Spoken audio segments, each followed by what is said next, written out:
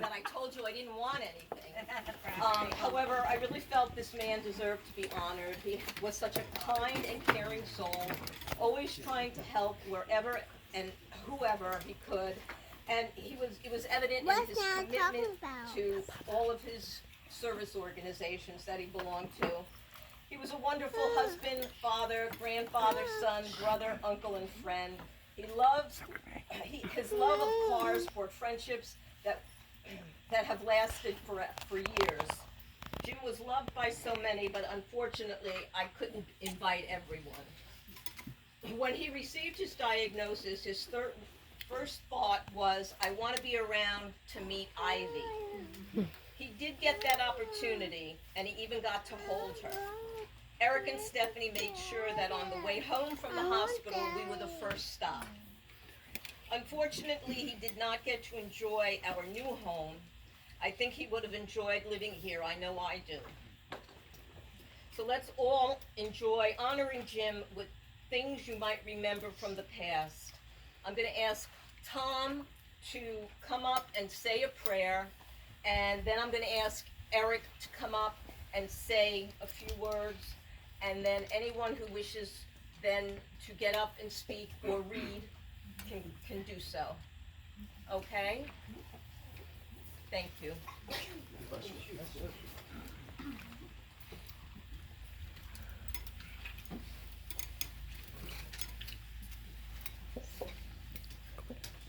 So, my cousin, James Holden, was a keeper of memories. And he felt very connected to the past and to his family and to various places where his family had lived. And one of the places that his family had a substantial anchor was where he spent most of his life, which is on Poangela Lane in Pleasantville, which was kind of went back many generations. My grandparents actually lived there next door to his grandparents, and they would spend their summers there. And then the other part that was part of the family heritage was Bentley Farm, where our family still lives, and the families would come up for special occasions when my parents' generation was alive, and later one of his aunts lived there for many years. But he had connections to these places. These touchstones were important to him in how he kind of lived his life. So one of the things that happened with me was that when my grandfather died, he was a boy, was married to his grandmother's sister. I ended up getting something that my grandfather had put together, and it's called Memorize and Memorial Services. So I don't have the memorize part down, but I got the book that says Memorial Services. And one thing that's in it is a prayer that my grandmother wrote, and that would have been his grandmother's sister. So I thought that he would appreciate me reading that today because he liked connections. And plus, what my grandmother wrote, even though it was written many decades ago, and I don't really know when it was written. She died in 1959, so sometime before then, I think is still applicable for today. So it's entitled A Prayer. Not for the luxuries of life that bring, but strive these must not be my goal. I would those attributes attain that make thee reign supreme within my soul. For courage, Lord, that I may smile when dawn has lost its radiant light and its darkest night a while. For patience, Lord, that I may bend to drear and irksome tasks with calm, and make my life one joyous psalm unto the end. For vision, Lord, to see afar, past all hatred, strife, and greed, past prejudice of race and creed, thy glorious star. For understanding, Lord, help me in love and sympathy to grow, till I can lighten others' woe and bring them nearer thee. For faith, O Lord, my faith increase, till doubt and fear shall disappear, and I shall feel thee always here, and know thy peace. So might we have courage, might we have patience, might we have vision, might we have understanding, and might we have faith, and might we remember all that was good in James Holden's life. Thank you.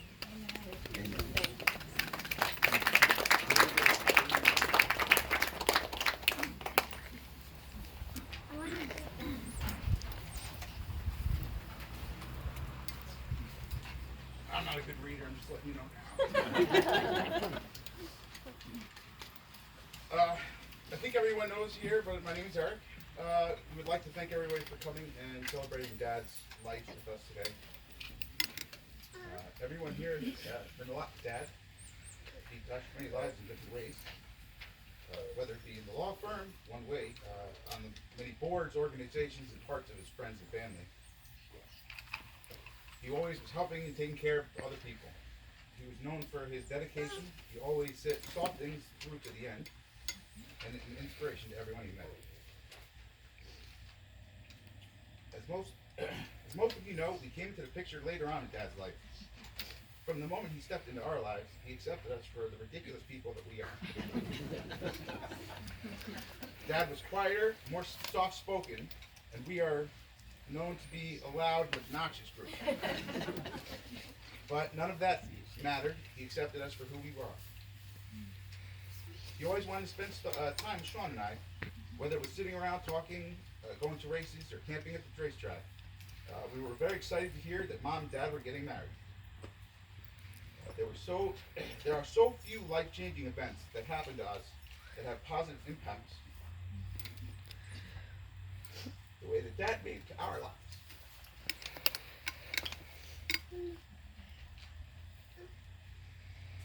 And it's still going strong today.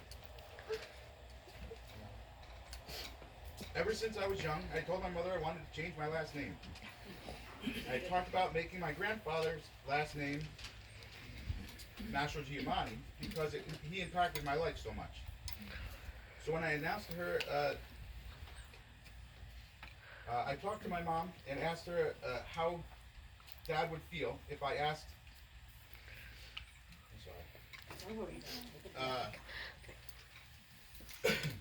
So when I talked to Mom, I told her I wanted to move forward and change my name, and I wanted to see if she thought if I asked Dad. But then I also asked that if, how he'd feel if I asked to take his last name versus my grandfather's. So I asked Dad if he could meet me down at the green shed. And we sat on the antique leather chairs that he has there, or they're not antique, but they're leather chairs. And I explained that, I've always wanted to change my name, and he knew that I had wanted to take the last name of Master Giovanni. So when I asked him if he would help me change my name, and I asked if he would mind if I changed the name to Holden.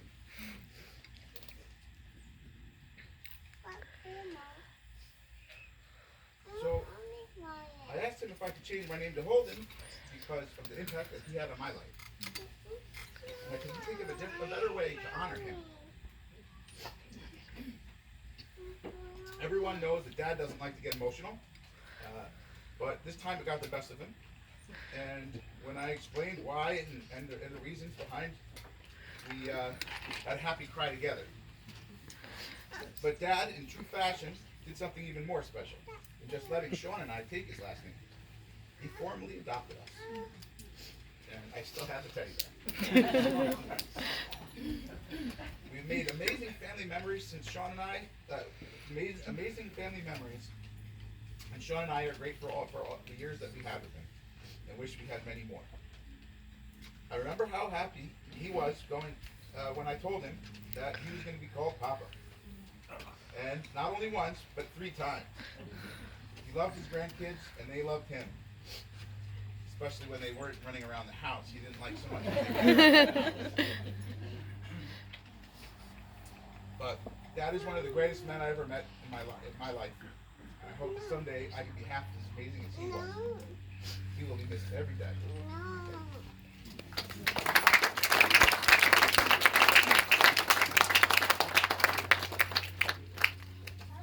You want to go, Bruce? Whoever else wants to get up, move on. If you want to sit here, you can.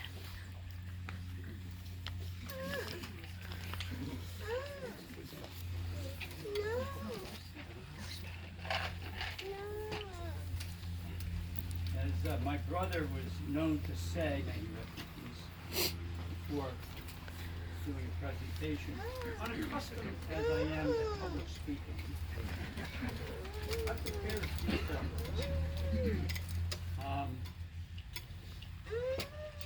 Many of you know, I'm Suzanne's brother-in-law, married to Suzanne's sister. Jim and I were brothers-in-law. I've known Jim for 40 years, nearly 40 years. We first met through a service organization that we both belonged to in White Plains, the White Plains Kiwanis Club. Jim had been a member for many years, and he actually ultimately brought his dad in to join the club too. I was at that time struck and impressed by Jim's sense of community and his unwavering generosity to nonprofit volunteer efforts.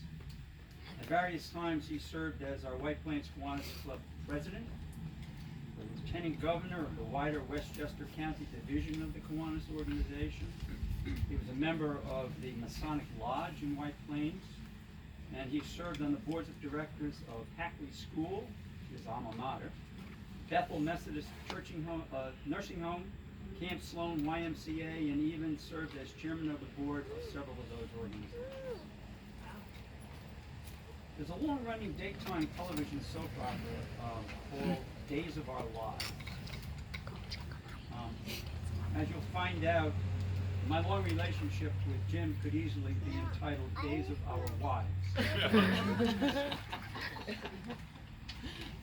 When I first met Jim, we each had one wife.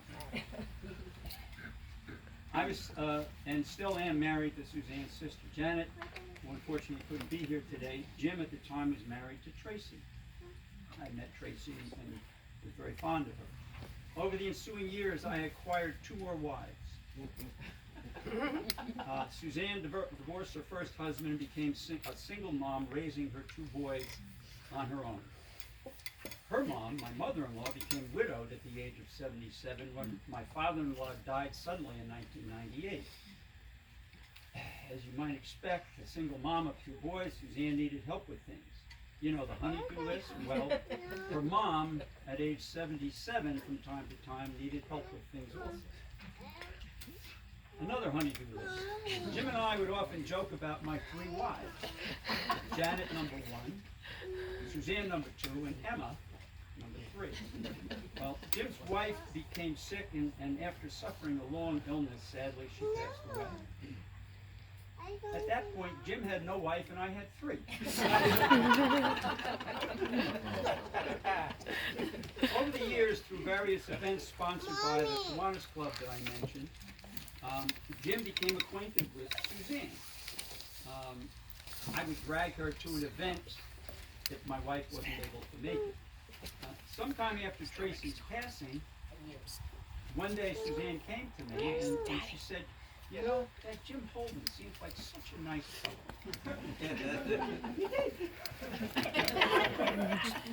It's really sad that he lost his wife. What do you think if I were to invite him out to have a cup of coffee with me sometime? So, would you like me to ask him? High school stuff. No, never mind. She ran away. few days later, as I was passing by Suzanne's desk, she had worked in my office for many years, she blurts out, "Okay, ask him."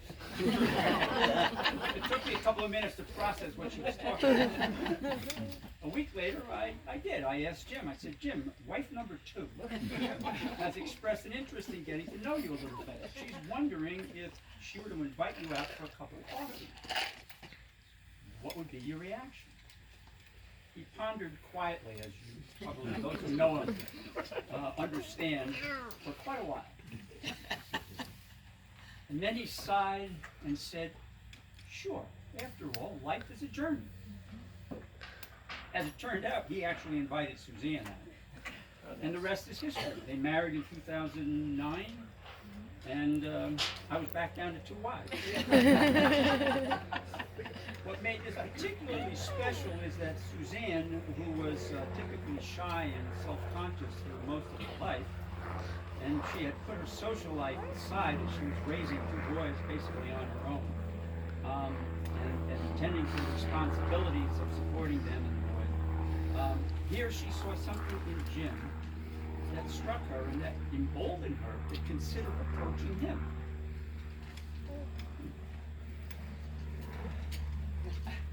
Jim did not fully appreciate at the time that when he asked her to marry him, he was not just marrying Suzanne. She was a woman with 2 sons. All right, so there's a family already. He was, in fact, marrying a large Italian family. And at first, he didn't quite know what to make of dinner gatherings when Suzanne would invite her cousins and their spouses. His dinner table experience had been, up to that point, one person at a time speaking while all others listened. And at this cousin's dinner, there, everyone was speaking all at once, and no one was listening. He got used to it, and soon he began to enjoy it immensely. I know he did. Bless Jim, he fulfilled a dying wish of his father's, and that was to have children. He had no children when he married Suzanne. After marrying her, as Eric explained, he adopted both Eric and Sean. At the end of the adoption hearing, after pronouncing the adoption finalized, the judge, who was normally used to presiding over infant adoptions, reached down behind the bench and pulled up, as Eric alluded, 2 stuffed teddy bears. Handed one to each of them. It was a classic moment.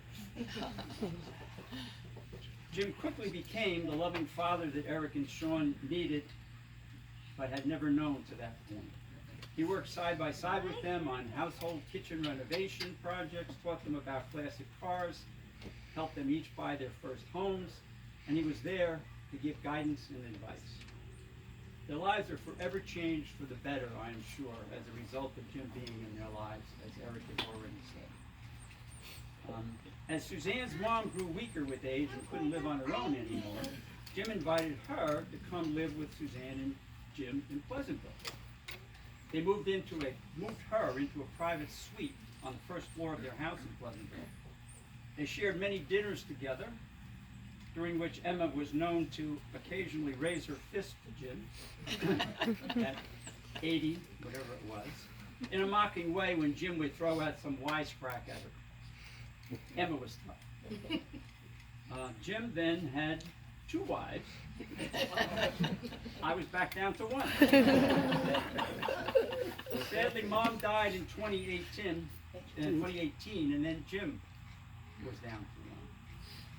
With Jim's passing in April, I'm back to 2 wives. Congratulations. Many of Jim's fans remember and respect him for the kindness and the generosity that he showed to so many people in his life. I know that I always respected him and admired him very much for that. There was another side of Jim that I also admired greatly. I don't know how many of you are aware. He had a wonderful sense of humor. One of my fondest memories of that sense of humor was a Halloween some years back when he and I suited up in costume as two of our most admired heroes, Stan Laurel and Oliver Hardy. I wonder who was who. A long time after that, we would frequently address each other in person or by email as Stanley and Ollie. Guess who played Ollie and who played Stan?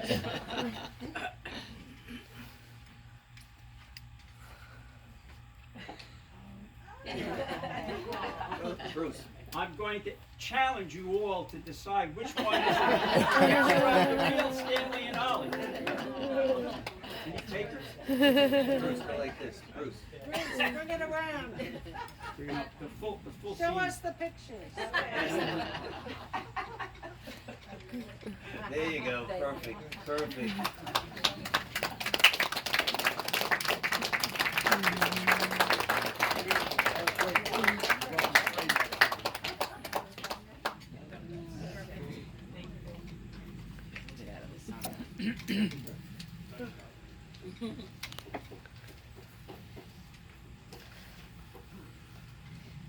Jamie was my cousin. I'm Jonathan Wheeler. I knew Jamie his entire life, being a year older than he was. He was the eldest son of my mother's beloved brother James, and as the eldest son, he had a certain responsibility which he took seriously to help guide his younger brothers and sisters. I call him Jamie because he was always Jamie to me. I understand that he graduated to a more formal name later in life. My first recollection of Jamie was when he and his family were living in the west end of the farmhouse at Bentley Farm. And his mother summoned me into the living room and paid me a nickel to retrieve a block that he had thrown into her baby grand piano, which prevented her from operating the middle C key on the piano. I remember when Jamie and our cousin Artie joined the Thornwood Fire Company marching band, not because they enjoyed the music, but because at the end of each parade they had a picnic where Jamie claimed that at one time he ate 126 chicken wings and consumed 2 quarts of soda.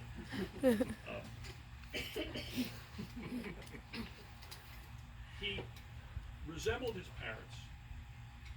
His father was a very serious person, but also had a very whimsical sense of humor. And his mother was a gracious Southern belle who had infallible manners. And Jamie seemed to absorb both of those qualities into his life, with his varied interests, but he was always polite, always thoughtful, and always courteous. He loved family. He was blessed toward the end of his life with a family which I'm sure changed his outlook on things entirely.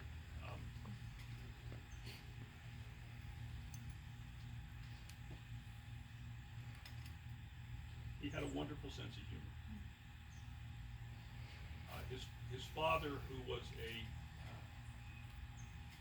someone who was careful with his money, he used to tell stories about his dad, and told me that he was 17 years old before he realized that you could go to a lumber yard and buy new lumber. You didn't have to use pre-owned lumber. You could buy nails that came in a bag or a box, which didn't have to be straightened before you could use them. He loved to tell stories. He had a family Zoom meeting about a year and a half ago, and he told a bunch of his stories about his family, which he loved. And he was a very, very good person. Thank you.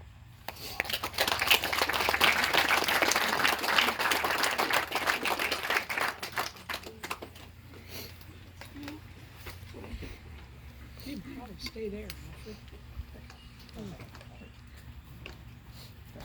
Jimmy taught me something I didn't know. I could ride my horse in a skirt.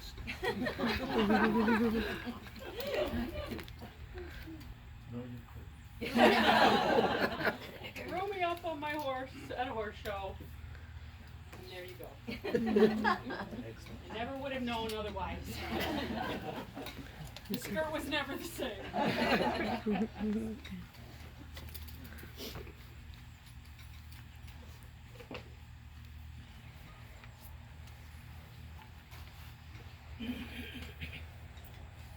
My name's Al Washburn. Jamie and I are first cousins, having been raised on Rangerville Lane for many years together. Jamie, of course, was my elder by 5 or so many years. I have a short message of my own, and then I'm going to read to you a message that has been sent to me by another cousin of Jamie, being my brother Arthur, who at the same time I would like to pass along to you his wishes to all of you. He is not able to be there for some health issues, but he wanted me to mention that to all of you. The many memories that I have, the one memory that I do remember well, and I'm hoping possibly my cousin Martha might be able to, if I'm missing it a little bit, correct me, and that's not exactly the way it went. But it also has, this memory also has to do with the Halloween time in October. Years ago, everyone used to get a magazine called Boys Life magazine. And in their October issue, they wanted to celebrate the Headless Horseman event. And they needed somebody to ride a horse, wearing a big black cape. Now, I don't know how it came to be, but it ended up that the person who was going to be photographed was my cousin Jamie. And I don't remember which horse it was. Ethan, Ethan. yes. I was going to go with that, but thank you. And so somehow and I don't know how he got picked for this. I'll never know. Our next door neighbor, the Crozier. Mr. Crompton? Crozier. Oh, Mr. Crozier Mr. worked for Boys Life, and so okay. And so there we go. Now we know how that at least happened. And I'll never forget seeing him riding Ethan on the aqueduct. There was this aqueduct near where we lived, taking water into New York City. On the top of that aqueduct, the photographer, of course, could now be along the side looking up. And here comes this galloping horse. My cousin Jamie is on it. Of course, you can't see his head. And this black cloak is waving along behind him. We were all afraid that it would spook the horse and he might have gotten thrown in the middle of it. But I figured maybe that would make an even better picture. But he would gallop down, and maybe we need to do that again. And it happened over a series of times. And finally, as I recollect, it was all finished. He had galloped off into Boys Life magazine history. That's probably somewheres in the middle 60s, 68. well, we got Ethan in 1962, and so this would have been a couple of years after that, 1965-ish. So my memory's still there. All right, and that's one of the memories that I thought I would share. Again, now I have a message of memories from my brother Artie, and I'll read it in its entirety here, and hopefully I can get through it. Celebration of Life, James Holden Jr. Selected personal memories of my cousin Jamie. Our parents were siblings. Jamie and I grew up on Holden Lane in Pleasantville. We were the same age much of the year, he a little older. Our houses were probably a tenth of a mile apart, and we had to have been best friends. Item number 1. I remember playing with toy Euclid earth-moving trucks in the dirt by his new house just after it was built in the early 1950s. The smell of sassafras roots in the air. I'm sure that this precipitated Jamie's lifelong love of vehicles. Number 2. Jamie was the goalie. Let me look over for the wheelers over there. Yes. In our ice hockey team, the Westchester All-Stars. We played the Bulls Head Bullets up on the pond at Bentley Farm on Christmas, 1959, 1960. They never won. Of course, all the players were Holdens, Washburns, and Wheelers, all cousins and uncles. I don't remember the outcome. Well, apparently we know now. But I imagine it was favorable for the bullets. The thing was, Jamie did not know how to ice skate. So he wore a large pair of rubber knee boots fit for 2 feet of snow. By sophomore year of high school, Jamie was off to the Hackley School in Tarrytown. He was a 5-day boarding student, so our friend John Boyd and I still got to see a lot of him. Jamie joined the wrestling team and had a rather successful career. John and I were jealous, and so Jamie invited us over to practice a few times with the team. We had fun, but without training, other than what Jamie could offer us, we got smeared. No injuries, thankfully. One Christmas, during late high school, Jamie and I found it fun sleeping at our grandmother's house over the holiday break. With snow on the ground, we ate tangerines late at night and tossed the peels out the window into the snow. The next morning, we were told to pick them up, which we did. Horses certainly were a part of our upbringing. We gave riding lessons with no special liability insurance.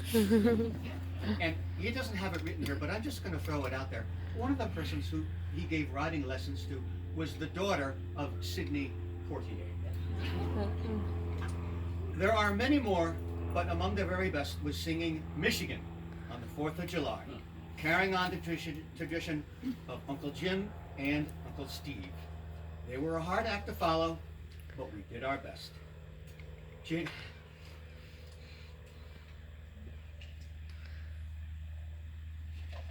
Jamie, you are loved and missed by many people. Love, Cousin Artie. My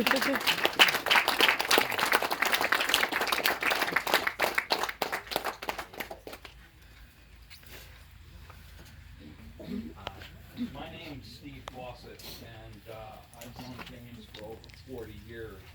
We served on the board of Bethel together, and over that time I learned about cars, and I learned and was taken to Carlisle with Peter Portante and a whole bunch of characters. And James was our entertainment for most of the time, and Peter, because the stories of the car guys are legendary. And we had a lot of time, a lot of fun together. One of the things that I got honored to do was when he built his Sanctum Sanctorum on his property. He had told me the story where he had found through what do they call that, Trader magazine or whatever that they have in Penny Westchester. Saver? So Penny Saver. Some guy was selling a building that he had never built on his property, and he bought this thing, and he took the checkbook and he went and he wrote a check to the guy for it, never told Tracy.